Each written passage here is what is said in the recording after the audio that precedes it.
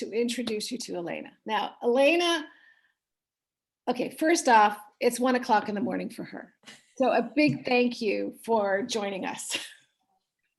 That's really great. But Elena I met in, I think it was 2012. Yeah. In Innsbruck. Yeah, it's true. In a conference in Innsbruck with Sarah and Terry. Yes, yeah. That's right. That's right. So we go back a long way.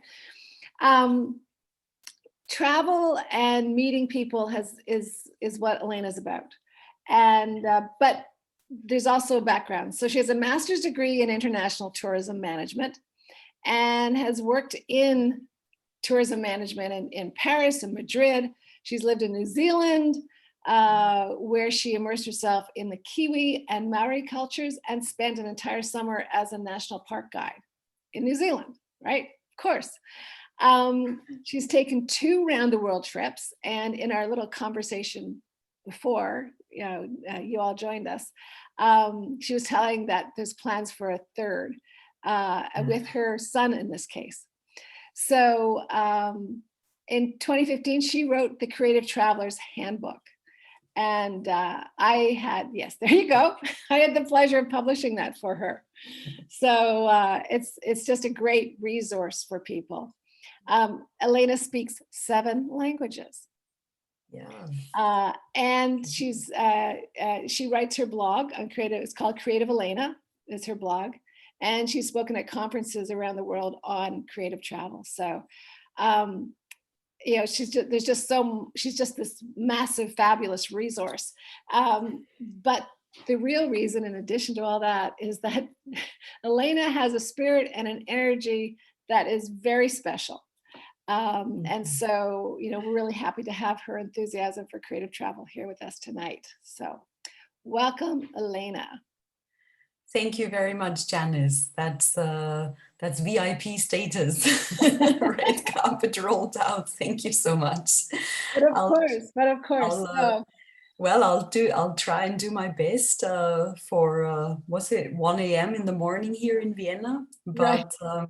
Yeah, no, not a problem. I think I'm more than ready to talk to you all, and I always welcome questions about creative travel. In fact, I've just hosted another discussion about creative travel a few days ago, because I also teach at university about cultural tourism and creative travel. So every year I have a bunch of young students who are curious to learn more. And we try to come from an academic point of view, but we always end up in the real life, round the world experiences, because that's what the students love and understand the most, actually. Yeah. So, storytelling, right? Storytelling. Yeah. So maybe many times I'm just saying, because you're all from the US and Canada, many times I actually use examples from the US and Canada in my teachings to the students as well. So I'm going to talk a bit more about them as we continue talking. Yeah. That sounds perfect, because then people will really be able to access those opportunities as well. But let's start big picture. Just explaining what is creative travel. Yeah. So creative travel, basically, it need not be a hands-on travel. It can be. So it can be an arts-related or food-related, like immersive travel, where you create something with your hands, where you involve yourself. But most of all, it's a learning experience. It's learning travel. So you go somewhere and you allow somebody to teach you something. It could be a wine tasting, it could be a cooking class. Those are the most prominent examples, I guess. It could be a photography tour, to give examples, or an art class is probably the most typical setting as well. Anything that has to do with the local culture. So, for instance, it could be a cheese tasting in Iceland, which has a fantastic range of cheeses, and is something I learned when I traveled to Reykjavik, among actually quite a vibrant creative scene in the city. Or, of course, another very prominent example is that you go to Argentina and not just eat steak, but also go to a tango class and an instructor who actually teaches you how to properly do those tango dance steps or the waltz here in Vienna. There are courses for travelers where you can actually learn to take those first few steps. So that's all of these forms of travel are what we understand by creative travel. Yeah, there's so many possibilities. And of course, it's a way to enter into a culture, but it's also a Yes. way that the culture, like your access to the culture expands Yeah. as well, which is kind of fun. So how did you get involved with creative travel? Was that something that just Yeah. organically you were doing and then realized that you were doing, or how did this come about? It's actually a very good question, and it's the exact question I used to start writing my book. So I first heard about it in my cultural tourism class at the university way back when I was a young student. We had a focus on cultural tourism, and among the fields of cultural tourism, we were introduced to like shopping tourism, language tourism, urban tourism, heritage tourism was one field called creative tourism. And I was like, that's interesting. What does it mean?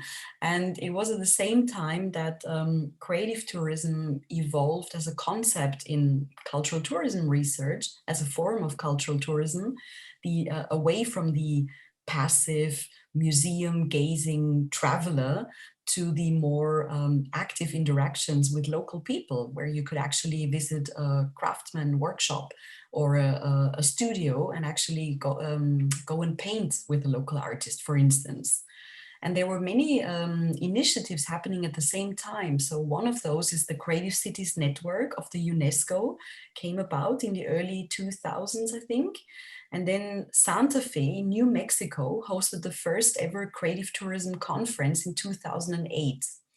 And I was living in New Zealand at this time, where creative tourism was actually already had evolved to the point of a national marketing organization called Creative Tourism New Zealand. And they were participating in that conference, and I almost went, but I couldn't because I was held up by exploring New Zealand at the time. But that was the kind of start of all of these initiatives taking hold, and more centers around the world came up. Some destinations that subsequently established themselves as creative travel, creative friendly destinations. Barcelona, some destinations in Brazil. There is the Creative Tourism Network, a platform that was launched through an EU initiative here in the European Union by Paris and Barcelona. And all of these things happened about 10, 15 years ago and are continuing somewhat into the future. And in the middle of it all, we have founded Creative Tourism Austria. My father also works in tourism marketing, and we've taken the idea of these networking initiatives to our national level and are working with the Austrian National Tourism Board ever since. Because yeah, it's a strong motive for second and third time visitors also, not just for first timers, but if you've been to a culture before, it might just be the interesting edge to your next trip to a well-known destination to be more creative. Sorry, That's that was a long what I introduction, but think. yeah, Sorry. yeah. When I think about some of the responses that we got in our last survey, which was in November or October, I can't remember which, one of the things that people said is that they were going to travel more slowly. So if you travel more slowly and if you're going to kind of settle yourself into an area, then you have more time to explore. Like you say, the first trip that's a normal fast trip would be kind of superficial, and then on subsequent trips you get deeper. But if you're traveling more slowly, that whole process from getting the lay of the land, right, and an overview, to going deeper through creative and cultural experiences could all happen in the same trip. You're very right, and I still I spent, for instance, 10 days in the city of Santa Fe, New Mexico, when I researched my book, when I traveled, and I would never have stayed that amount of time in that destination had it not been for creative travel. And I have a very vivid memory still of that place and all the artists I met, photography tours and cooking classes, and I learned a lot about about the history of the native people and the Spanish heritage and the English heritage and the fusion of it all in this particular part of the United States. It was very, very interesting. So it was, yeah, it's not just a cooking class is never just a cooking class. It's also a history lesson, a lesson on friendship, a glimpse into the local culture. The chef's friends come by, and then somebody else starts telling a story. And that's why you would probably call it slow travel, because because you really need time for all of these wonderful stories to happen and to evolve. Right. And yeah, it's so I think time-wise, the ideal situation is that you have at least half a day, or better, even a day, to spend in any such creative setting on your trip. Because yeah, because of all the magic of all the stories to happen and the connections to be made. Yeah. Yeah, I can imagine. And the thing is, with the creative experience, like you say, it's an amalgamation of various cultures and things that have come together into one location. You know, what is the food that is grown locally, and what is the historical Yeah. context, and these things all come into play Yeah. for the creative experience. It's really interesting. So, do you have, like, of all, I mean, you've done a lot of different creative things. I think the one that fascinates me most is tango, because I think that would be very cool. Yeah. But what is your favorite creative experience that you've had? You know what? I thought a lot about your question beforehand, and I even thought about it now, just before the start of this session. And I think it's like asking a parent to name their favorite child. What It's a comparison. it's yes, it's impossible. Or their favorite travel destination would be the same. I can't pick a place over another, because I'm interested in so many things. I mean, I guess favorite kind of relates to what you enjoy a lot in life. Is it painting or writing or cooking or wine tastings or any of that? So I guess, and for me, that would have to do with food, but it would also have to do with creative writing, languages. I'm a natural at languages. So when I see a foreign language, I immediately make connections, and I'm intrigued, and I remember things. I don't know how. It's just natural to me. So I guess anything, yeah, language trips that also have creative elements to them, where you can actually learn about the culture. That probably makes the perfect creative travel trip for me. But that's relating to what I'm mostly interested in. But um, at the same time, I remember being very positively surprised at taking a nude painting course at random at some stage in my creative travels, and I found that I was really good at it, and I had no idea. I didn't know I was very good at drawing. I knew I was kind of good at intuitive painting and colors and everything. But for nude painting, you have to get the proportions right, and you have to actually get the drawing skill out or something. And I was actually quite good at it, and I never knew. I was like, okay, I could take this up back home. I could take a class at my local, I don't know, arts institute or studio. Right? And yeah, because I was like, cool, I didn't know. And so, because yeah, so I remember that as well. And I didn't even know I was after it, and I was good at it. Isn't that And, interesting? yeah. Yeah, yeah. When I think about it, I mean, I've done some creative travel. I've done, Yeah. pottery class one place and a cooking Yeah. class at another place, and, things of that nature. But there was one experience I had that was just kind of stumbled into it. And Yeah. it was in Havana, in Cuba. And I wanted to go to this club called Casa de Musica. And I thought, it's in the tour guide, tourist tour guide. It's not good. It's going to be lots of tourists, right? And I arrived there and there were virtually no tourists.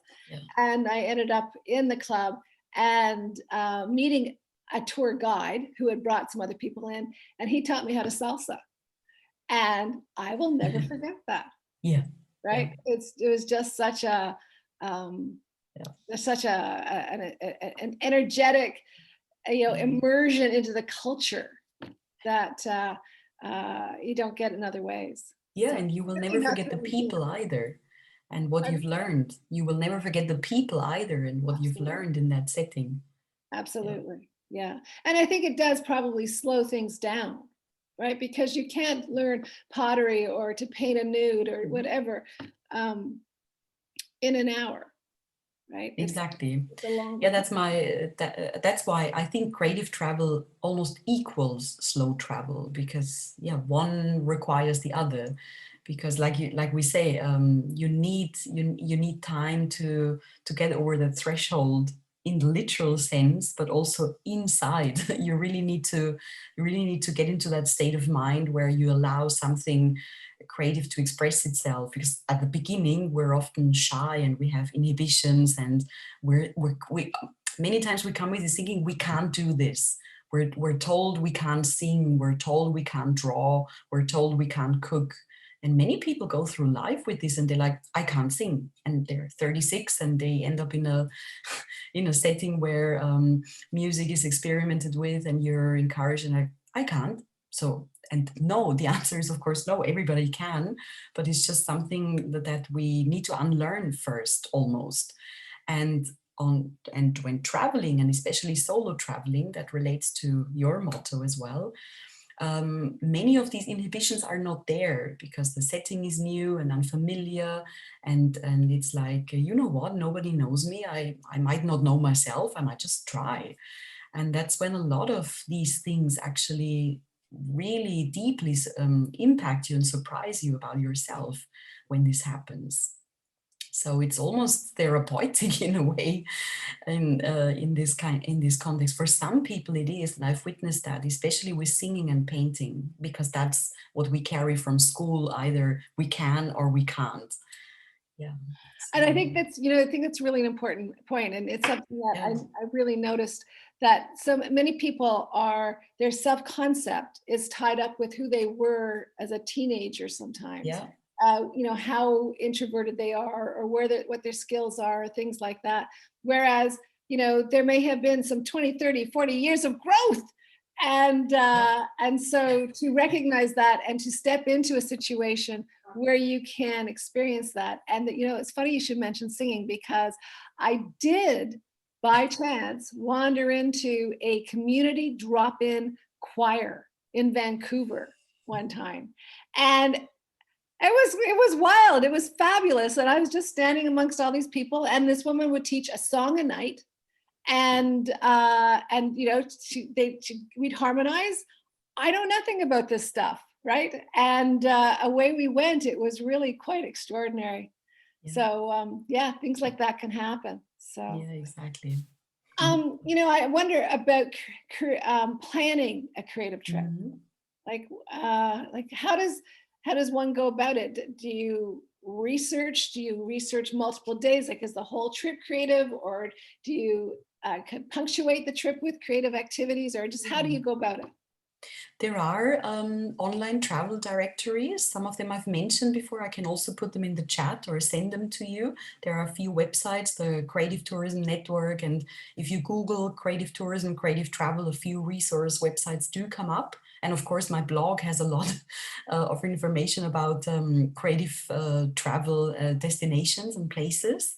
But if you've already picked a destination and you're interested to know, that's the difference. No, either you're looking for inspiration to go first, or if you know you want to go to, say, Scotland or Iceland or any place in the US or Canada, then there are other ways too, of course. I mean, when I've traveled in New Zealand all these years ago, one of the best starting points are often hostels and hotel receptions and common areas where people meet. There's not just travelers there, but there's also local people there, either delivering something or putting notices up. Local notice boards are always a great way. It's kind of the social media in an in a real setting where local or regional things are happening, and some of them are actually often quite creative. There are yoga classes or wine tastings or even cooking events or food. We can, like, there are events like, let's visit this food market together, and that's when you can ask at the receptionist, there may be somebody who knows a local chef. Are there some tours organized or cooking classes? like anything to do with cooking, arts, photography is very often offered. You just have to, if it's not in your face, if it's not broadcast yet, very often you can actually find somebody by asking right at the spot and to point you in the right direction, I found. So yeah, one thing is of course the guidebooks and the blogs and all that's already been written about the subject. And the other thing is just to go out and ask at all the points of travel when you're in the destination yourself. Yeah. Right. So you can plan a trip Mm. that is focused on creative, or you can be on your trip and you can, you know, with a lot of flexibility, because we don't want to overplan, but we can be on the ground and be discovering opportunities as well. I would suggest adding 1 or 2 days sort of open in different legs of the journey. Maybe in a city destination, maybe you arrive in a city destination, then you take a trip around the countryside, you come back to that city before leaving the country. Maybe add another day there because you found out something when you've arrived in the city, then you learn something in the country. Then before you go back, you might want to try something in the city before you leave that you wouldn't have thought or wouldn't have come up otherwise. Yeah. So I think, and allowing those open days, that takes a lot of pressure out of an organized trip as well. I think, of course, you need to be able to accommodate that in your time and budget. Of course, I'm aware of that, but that would probably be my first advice, to have some of these days or half days pretty open. Yeah, I agree. That tends to be how I travel, where I Yeah.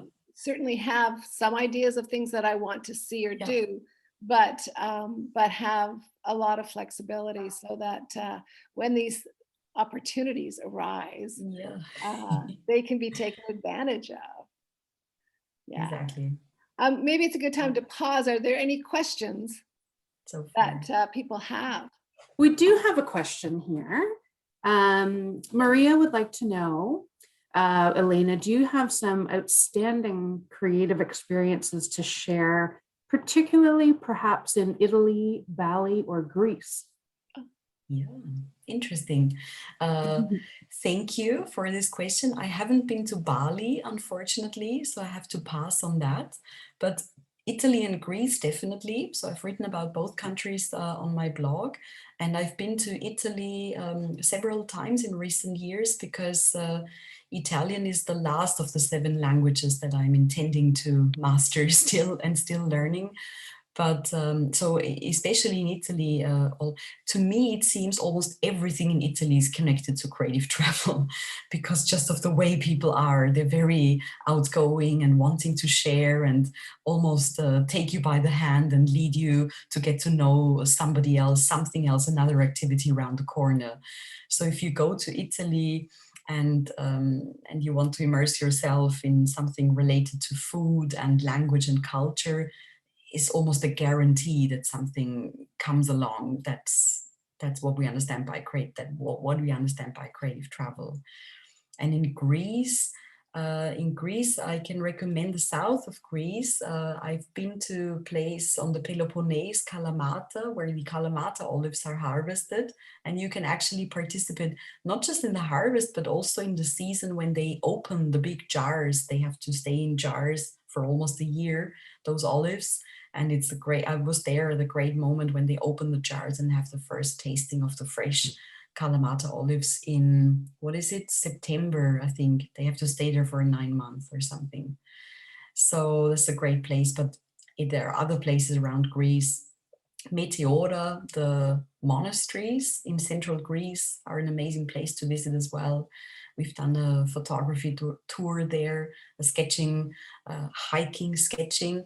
That is also actually something worth mentioning. A lot of the creative travel activities, many of them connect with nature a lot. Now, there's a big tendency towards either hiking or walking and taking a sketchbook or taking some notes for writing, for drawing. So there's a big trend to combine those as well. I hope I've given you some ideas. There are many more. And like I said, you will find more in those country categories I've written about on my blog, including addresses and places to visit. I think it's interesting that you mentioned about the olives, because I was in Italy during fava bean season, and I was at a fava bean festival, right? Wow. And I was also I was at an eel festival, if you can believe it. They were serving, like, everything was serving eel. It's just pretty crazy. But if you look up, if you think in terms of the seasonality of different foods, especially if you're in a place like Italy, where it is just cornucopia of wonderful food, you can follow the seasons and land in festivals. Moved to Switzerland at one point in I'm going to forget the name of the place we lived for like 5 months. Anyways, the Fête de Vendage is the festival around the grape harvest, right? Yeah. So yes, if you look at the seasonality, the season, and what is being harvested and things of that nature, you're going to find the cultural experience or the creative experience that goes along with it. Yeah, that's another good answer to the question, when should I travel? And I also address this in my book. Is a big indicator could be the seasonality of those different activities, of the agricultural practices, for instance. That could tell you a lot. For sure. True. Lauren, did you have a question? Let's see if this works. Can you hear me? Yes, I can. Yeah. Oh, okay. You had mentioned languages, and one of the things I've been thinking about is immersive language. Do you have any thoughts on that? Yeah, sure. So, I was actually. Hold on, Lauren. Could you turn your mic off? Oh, there we go. Because I think it was interfering. Yeah. Go ahead. Thank you. I was actually in Rome and Salerno, so near Naples, and I had immersive language experience in both places. So both courses were structured by the language school to include creative undertakings. So we once went to a place where the famous mozzarella cheese was made. Then another time we visited a local lady in her home and did a classic Italian pasta cooking course, and we learned about wine and actually got to practice the language that we learned in the grammar and vocabulary and sessions at the language school. So those were actually the best experiences I remember about this particular immersive language travel, were actually the activities that allowed us to practice the kind of sentence structures that we were practicing, the vocabulary, and we could test it on people and on situations that didn't judge us, on the contrary, that made us laugh. So we were so excited by doing our pasta that, of course, it's not so important to make a grammatical mistake, and the lady answers or interacts with you and corrects you, and the correction happens naturally without judgment. So I guess that's the best part about the immersive language travel, is these kind of creative settings that take the pressure out of the situation, I think, in my belief. That's a really good point. I've done a couple of language trips. One to Quebec, because French is the language that I'm trying to perfect. So I've done one in Quebec City and one in France, in Lyon. And in both cases, I was billeted. So there's an immersive experience right there where I'm living in the culture. But also, like you say, they have all these excursions to take you into the culture as well. I remember in Lyon, we went to a champagne tasting, which was rather nice. So languages, I hadn't thought of language as being a creative travel, kind of focus, but it brings you into all sorts of creative opportunities, for sure. And the programs are often like exactly what we call creative travel. The programs offered by the language schools or the excursions suggested or organized, they actually all involve this kind of creative travel element. Yeah. Right. Yeah, for sure. for sure. Yeah. Yes, because it takes you into the culture in a way And then that, of course, yeah, and then of course you can go totally creative, totally wild with all the inspiration that you learn. Like in the background, I wanted to say before already, this is actually a painting of a photograph of Porto, the city in Portugal. So I took this photo and I fell in love with the city and the food and my cultural experience. And I took this place and the inspiration to a painting class in Austria, in the Alps, in a summer academy, summer school. And I painted this there and then actually surprised my friends in Porto with a painting of their city. So, yeah. that's, it is. I mean, whatever you do and learn, it's transportable. Yeah, You can it bring it is. home with you. Yeah. Yeah, it Which was is, very, it was, and this, what I'm wearing here is actually from Canada, is from Salt Spring Island. Among all the places, Salt Spring Island in the very west of Canada is actually full of artists and a place that's also known among the creative travel destinations around the world. And I remember making this, and still, of course, it's actually very cool, and it's a technique developed by one of the ladies that who live there. So you wrap this around, and you can actually put this in here and it ties up. and what is the fabric?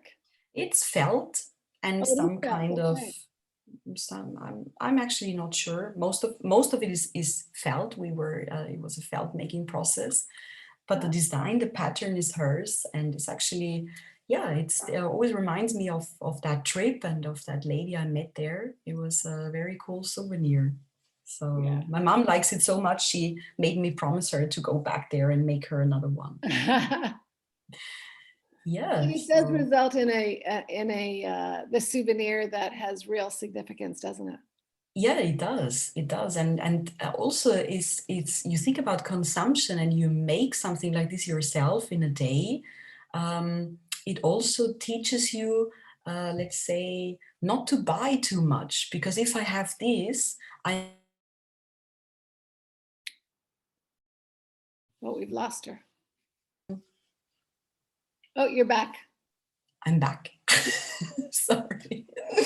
So if you make something like this, if you make a shawl like this, you're less tempted to buy too many others that you actually don't need. But if you've got one or two really special things, or like a ring, I made a ring in New Zealand.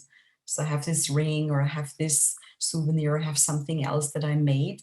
And it tends to be so special that you keep just the one thing and you keep using it, and always telling that story is much more meaningful than buying too much of anything. Yeah. It's very true. Yeah, when there's a Yeah. real story behind your souvenir, as opposed to you saw it in Yeah. a shop and liked it, right? Yeah, it's really interesting. The other thing that strikes me is that when you're doing something with your hands, right?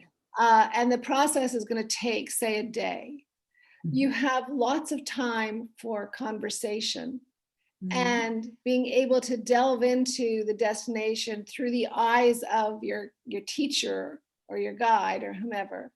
That just allows you to explore. I mean, if it's philosophy that you like, or if it's history that you like, or if it's like political science that you like, you can, while you are learning to make a scarf, right, you can start talking about other areas that you might not otherwise ever have an opportunity to have those kind of long, slow, meandering conversations. Yeah, completely right. This lady I made this scarf with, she was a teacher for textiles in Germany. She's actually German, and she emigrated to Canada, and she told me her life story, of course. And we talked about why Canada over Germany, what's wrong in Germany, what's great in Canada, and vice versa, and how was the process of emigration, and do you consider it yourself sometimes? And you talk from one thing to the other, and the day is gone, and you've had a great day and a great souvenir and a new friend. Yeah. Yeah, it's amazing. And then you stay in touch via social media or email. So I'm actually in touch with most of those people still, from the language schools, from the places I've visited, from the places I've hung out and learned something new, you're very likely actually to stay in touch because the connection was so deep. The bond was so emotional that you end up staying in touch through snail mail, through email, through some sort of interaction. You do stay in touch with these people. Yeah. Because there's a real sharing. There's a sharing in terms of the creative process, and there's a sharing in terms of the conversation that happens. You've told them about your children or grandchildren. You've compared each other's life choices and stories, and you reflect upon those choices. That's what I mean. It's almost therapeutical. It has this element where you console each other almost on how you've made it through life and what you've done. And many times it's a wonderful sharing and shouldering of just the same issues we all face, really. Yeah. And one of the things about meeting someone in that context as well is that you can sometimes have conversations with this stranger that has no vested interest in any decisions that you're making or anything like that you can't have necessarily at home or with friends or whatever, that you really kind of get this sounding board or this different context, different experience that is liberating for conversation. Yeah, you're right. And also it's interesting if you spend a day with a so-called stranger, and those people are kind of used to meeting people already. Usually at the end of a few hours or at the end of the day, they can say very much which kind of person you are, or they will attribute you with certain qualities. They will seemingly know things about you because they don't know you, but they know you in this moment, and they know the truth about you just because of how you talk, who you are, how you behave, and then they will say things about it, and you'll be like, how do they know this about me? And it's kind of there, but because we tend to be with people who know us so well, we don't ever talk about what's almost obvious, and these people do. And so you come away from these kind of travel experiences and you're like, really? And you really think about yourself in a new way or context. That's really interesting. Really interesting. It's almost a purity to how you represent yourself, because you are, so focused or even big picture in a sense. So there's almost a purity to what is being communicated and them seeing you. And when someone sees you and reflects back what they see, it reinforces, within yourself a bit of true. Yeah. It reminds me of there's a quote about something about there are no yesterdays on the road. That you're not really bringing your personal baggage along with you, in a sense. The people you see are seeing you now, today, in this moment, and not without everything else that goes behind that. I have a question for you. Okay. Yeah, sure. Maria would like to know if you have been to the floating Bosch parade in the Netherlands, which I had to look up. I had to Google while we were sitting here because I haven't. The floating what? Sorry? The floating, I may be pronouncing it incorrectly, the floating Bosch parade. And it is apparently an annual celebration in which creative artistic exhibits float by, sometimes including swimmers and acrobats and welders and singers and water sprayers. I really need to check that out. Maria, is this in Den Bosch? Is it in Den Bosch? The town of Den Bosch? I'm not sure. Okay. But it is, let's see. It's an annual event. I'll put a link to it in the chat. It doesn't say where it is, eh? It does, but it's in the southern city of Hertogenbosch. Yeah, that's in Den Bosch. I thought it must be, because why would it be called the Bosch Parade? And I've been there. As a matter of fact, I know. My husband's mother was from there. Wow. And we went there a year and a half ago to celebrate my husband's grandfather, who wrote music and had a music store there as well. And anyways, there was a celebration of his contribution to music in the town. And the parade, it's a floating parade, like you said, right? So then in Den Bosch, there is a canal system that has been uncovered. It was basically kind of covered over in various, developments and stuff like this. It's been uncovered, and you can take a tour of Den Bosch through the canals, and some of which are basically you're going underground. So it's really quite it's quite lovely. So how ironic that should Have you attended the parade itself? No, I've not attended the parade. It happens every 2 years. It's happening June 17th this year, but I don't know if we can get into the Netherlands yet. I don't know. I have always wanted to go because I'm an artist, and it's a beautiful, crazy, creative parade. I mean, follow the link. It's amazing. Okay, I will definitely check it out. That is so much fun. And when you go, the art gallery is amazing. And they did a restoration of the cathedral there. And if you look way up, one of the angels at the top is holding a cell phone. And it was their kind of, the angel is holding a cell phone. And it's their kind of a little tribute to the 21st century in the restoration of the cathedral. Does anyone know whether the Netherlands are open now to the US and Canada? Good question. Maybe that's something we can look up. So It's supposed to be by the summer. By the summer. Well, this is June 17th. I guess you could go ahead and book a ticket and hopefully get to go, but it's only every 2 years. So if it's not this year, it'll be 23. Yeah. And certainly you can look on the embassy website for your country. Yeah. And it will have the information for you. I would do that before booking the ticket. Yeah. Well, thanks.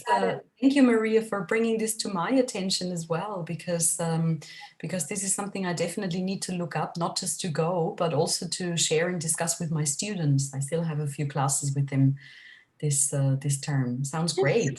Do a search on YouTube, and then you can see different previous parades. Amazing. Yeah, I will. Thank you. That's so much fun. So much fun. And I think that's the thing, is that the creativity is not just about what we can do and learn as we go, but also, what the creative process that's out there reflects about the culture and what we learn about the culture as a result. And maybe, can I mention something about flights? I did book a flight, and I don't know if I can use it, but I'm just saying at this time, you can cancel it, no fee. Yeah. So, and that may change. So it might be good to book sooner rather than later, especially if you can cancel. That's a good point. Yeah. Because I think we can fly from the US directly to Amsterdam. I guess that's where you go, right? Yeah, Then for just sure. take local transportation. Den Bosch is one train right from the terminal of the airport, right from Schiphol. I can never pronounce Schiphol. The airport. One train from the airport right into the center of Den Bosch. Oh, super easy. Oh, I may even have it on the blog. So if I've got it on the blog, I will share that with you in the email that goes out tomorrow with the recording of this. I really keep my fingers crossed that you can go. That sounds wonderful. Yeah. Yeah. So, Elena, we're getting tight here in time, but so any tips that you can be sharing with us so that we can experience more creative travel? As in building into your existing trips, or just in general, you mean? Or what about building into existing trips? Why don't we start there? Yeah, sure. So like I already mentioned, usually the local people are one of the best resources to further your creative undertakings. I mean, you have to do there's some interesting research that you can do beforehand. Some countries, some destinations might even have platforms with a local kind of directory on what's available. Iceland has one as a country, which is a bit surprising because you think Iceland is all about the great outdoors and that's it basically. But they have quite a big cultural directory of, it's actually a platform is called creativeiceland.is. It's quite extensive. So always remember to do this kind of check because you might be surprised, even for destinations where you don't expect it, there might be such initiatives already happening. And of course, I mean, guide blogs. I mean, I think experience accounts. There are most of the destinations that offer this kind of travel or that are known for it will have had writers come through and or publishers or some kind of social media people. So you will have heard about it. There will be some hashtag creative travel, for instance, is a good one to look up as well. Creative travel, like hashtag creative travel, and then the destination as well. So yeah, there's just different, you could just enter it in Google, I guess. The more specific you are, the more specific the blog entries or the social media posts that you will encounter. But So always find this a good resource. Yeah. Sorry. If you're on Instagram, you could be following that hashtag and your feed would deliver up. Yeah, or I sometimes use Google Alerts for creative tourism. They bring interesting, they don't just bring academic reviews or conferences, but sometimes they also bring sort of storytelling news. So I have a Google Alert for creative tourism, of course. For instance, yeah, that also helps. Tracy, do we have any more questions? We don't, but Donna recommends also using Meetup when you're in different countries to find different local cultural activities. That's a good idea. Yeah, because I've used that before as well. I used it for hiking in Hong Kong one time. Yeah. But certainly meetups can be a great way, again, to focus in on something that interests you and meet local people at the same time. Yeah, I find the same with Time Out magazine. That, I mean, you'd have to be in a large city.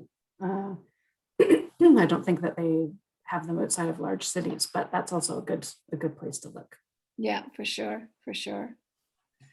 So unless there are other questions that we should answer, I'm going to let everyone know that we have now confirmed, as of today, our two speakers for next month on travel insurance for seniors. So we've got an American and we've got a Canadian. So we should have the answers for you. I hope. They may not be the answers you want. I can't guarantee you that one, but hopefully we've got the answers to your questions that way. So, what are the dates? Do you know yet? The 16th of June. It'll be 7 p.m. Both of them or one? Oh no, it's all together. Oh, okay. Yeah. Thank you. Yeah. I think that one session will cover it fairly well. At least I hope so. And if we go over time, we go over time because people have questions. You know, that'll be fine too. But we'll get it covered. I've got one more tip I was meant to share with you because Maria, you mentioned you were an artist. So maybe you know about the platform VAWA, Vacation with an Artist. It seems to be popular in the US. And I recently attended a webinar, again, one of my Creative Tourism Network's webinars that was hosted on connecting travelers and communities.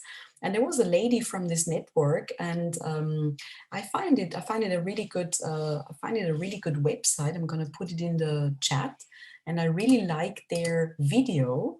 So you should watch the video, Follow the Rabbit. It's called. It's an interesting website, and the video, I've showed it to my students as well. is one of the best about creative tourism I've encountered recently. So it's a really interesting one. It's a really fresh and interesting, entertaining one. Of course, I guess it's a commercial platform, but the video itself is really well done. And I was wondering if any of you knew about this. Yeah. No, it sounds fantastic though. Yeah, it's. I think you should check it out. I think it fits this group and this audience nicely. And so, Janice, it's new for you as well? Yeah, it's new for me. Yeah. I've never heard of it. That's fantastic. Interesting. Yeah. So, Elena, would you send me some links that you think are particularly valuable? Links from Yes. your blog, as well as, other links. And Yes. tomorrow we'll be sending out the video of this, Yeah. but I always put kind of show notes in Yeah. the email, and we'll be Yeah, definitely. I will email you right now. I can do this before going back to sleep. So you can put it together with the video and the notes in the follow-up. No worries. That would be great. That would be great. You could do it in the morning, like you're ahead of us, so you can do it in the Yes, morning. because you're sleeping first, right? You're That's sleeping. Okay. Sleep longer. Got it. If you happen to have, among those links, if you happen to have links to cooking classes you would recommend in Italy or Greece, Maria would particularly appreciate those. Yeah, I will put that in. You will definitely find something there. I think though, Maria, cooking classes almost by definition exist almost anywhere in Italy. The hosts are so, even a host at a country bed and breakfast will be willing to go to the market with you and cook up something, I think. Yeah. And that brings up the point about the, where you stay. Yeah. Right. So if you can stay more locally, like into a B&B or whatever, that my host at the bed and breakfast I stayed on the third night, she took me to a favorite pizzeria, which of course is different to where you would normally go as a traveler, as a tourist. And we, in my then not very good Italian, but I just borrowed a few words from Spanish or French, and we managed a fairly fluent conversation. We told each other's life stories, and I was like, did I really just spend an evening talking to that lady in Italian, Spanish, French, about each other's lives? It was wonderful. Yeah. What a great experience. Yeah.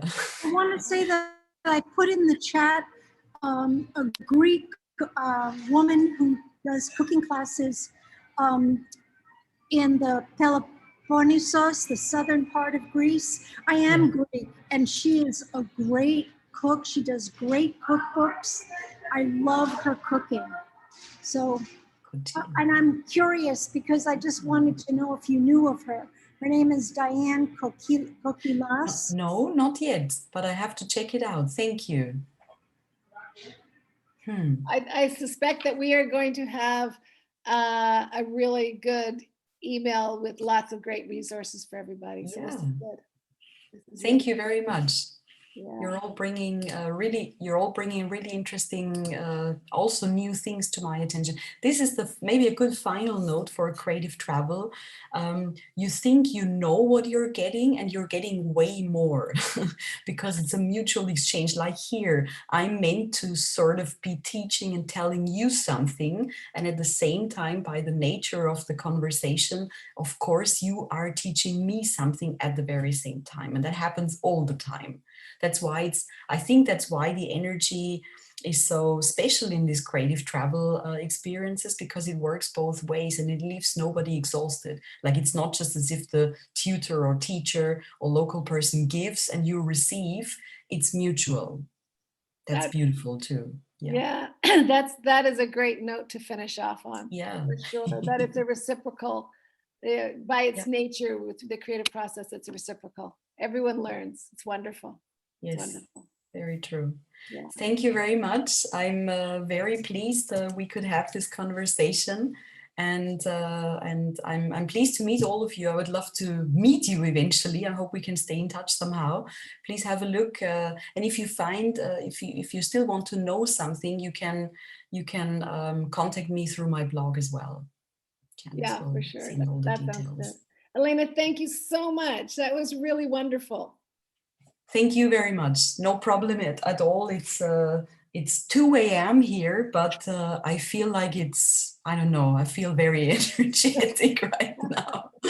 Well, you take good care in Austria and enjoy the fact that the country is open. Thank you. Yes, it's just on this day. Many of our travel services have reopened, and we're very, very happy about that. Yeah. That's fantastic. Okay. Thank you. You take care. Everyone take care.